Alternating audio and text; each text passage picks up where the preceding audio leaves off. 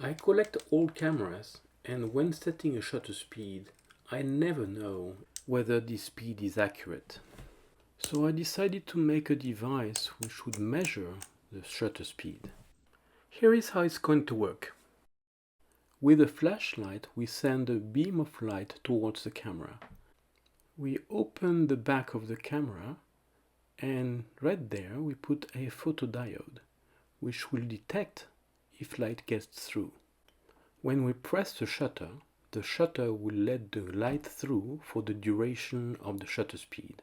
Here, for example, 1/4 of a second. For that duration, the light is detected by the photodiode. The signal is sent to the microcontroller, which will calculate how long that light was shining the photodiode, and therefore how long did the shutter stay open. The circuit is very simple, so we have the diode connected between the 3.3 volt and one of the GPIO pins, and we have a resistance connected to the ground. The value of the resistance will determine what is the value of the voltage at the input of the GPIO pin when the light hits the diode. The diode is connected in reverse, which means that the cathode is actually connected to the 3.3 volt. This is called the reverse bias use of the photodiode. With the resistance connected to the ground, when there is no light, the value will be 0 volt. However, as soon as the shutter opens and the light hits the diode, it will jump to the value VD. It will remain at this value as long as the light hits the diode, but when the shutter closes, it will go back to 0. And it will just be a question of having the microcontroller calculate the time difference between the signal going up and the signal going down. This is my breadboard prototype, so I'm using a Raspberry Pi Pico. Here is the photodiode connected to one of the GPIO pins. The same pin has this resistor connected to the ground. I have also added a simple switch connected to another GPIO input pin. That switch will be used to reset in between measurements. I put in the description a list of all the components in case you want to try at home. Let's have a look at the code, which is very simple. I created this class shutter speed. In the constructor, I am setting the pins for both the reset button and the photodiode. Which pin to use for both the reset and the photodiode will be passed in the constructor, and I am setting them both to be, of course, inputs and pull down.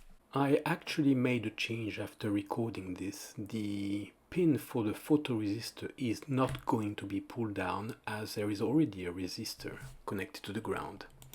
Here I am installing the interrupt handler for the reset pin. I want to detect a rising edge. I'll talk about measure and start time in a minute.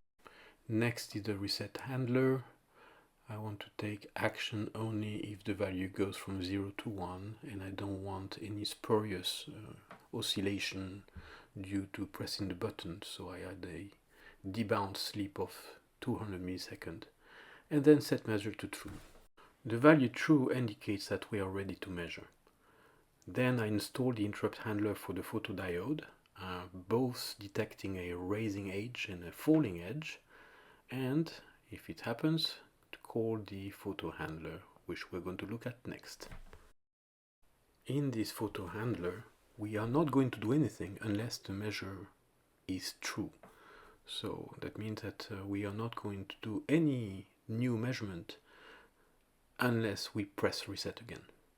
Now if the value is 1, that means that the photodiode has just been illuminated, and I store the timestamp in microseconds.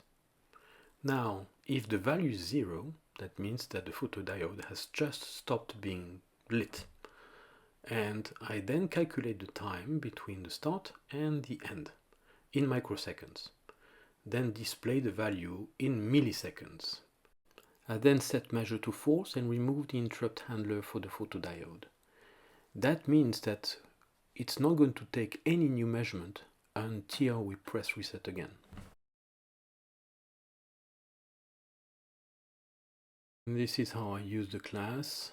I have wired on the breadboard the reset to the GPIO 16 and the photodiode to the GPIO 17.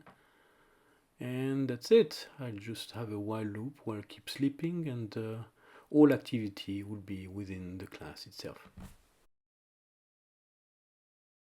To test all this, I'll be using my Leica R4S because I think this is the camera which will have the most accurate shutter speeds. I open the iris as wide as possible. I open the back and then put my contraption with the photodiode just behind the camera, right there. Let's now run some tests with different values for the resistance. So I started with 512 ohms and I'm setting the shutter speed to be 1,000th of a second. I measured the voltage at the GPIO input pin. The voltage is too low and not clean enough. Next I tried 5 kilo ohms. This is much better. We have a voltage maximum of 3 volts. We can see that the time between when it started rising and when it started lowering is exactly 1 millisecond. So that confirms the accuracy of the shutter on the camera. So we can use that as a reference. There is a problem, however. The program reports that it's measured 1.1 milliseconds. And the reason is because the microcontroller is not going to trigger on a rising edge right at the 0, but somewhere along the slope, going from 0 to 3.3 volts. I then tried with 2.2 kilo ohms. So the signal is perfect, 1 millisecond, and I am getting 0.98 milliseconds. So this time it's a bit too short. This tells me that the resistance we need is somewhere in between 2.2 and 5 kilo ohms. This calls for the use of a potentiometer so that we can tweak it at will. So I changed the resistor with a 5K potentiometer, and after some tweaking and testing I've got something which I think is acceptable. I noticed on multiple trials that the speed of the camera is not always 1 millisecond. The good news is that the measurement from the microcontroller matches closely enough what I see on the oscilloscope. Finally, I put this doohickey to use, testing my Nikon F at all the speeds from 1/1000th to 1 second.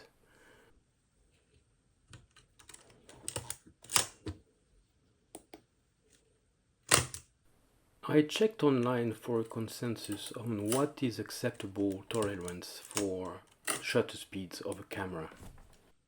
I found that for speeds higher than 1/100th of a second, the tolerance is plus or minus 30% of the selected speed. For lower speed, below 1/100th of a second, it is plus or minus 20%.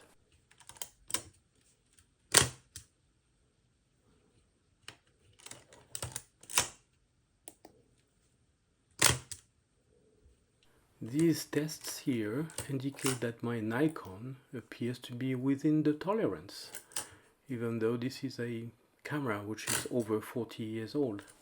Correction, actually it is more than 50 years old.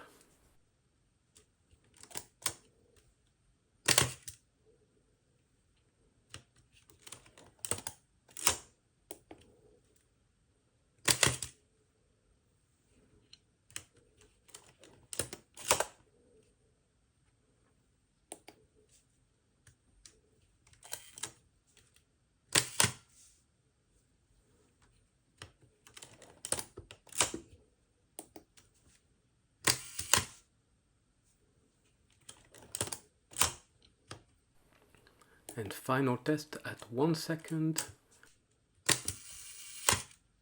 I am quite happy with my little gadget. In a follow-up video I will make an enclosure for this, add a small screen, some batteries, so that this can be used as a portable device. Take care everybody, goodbye.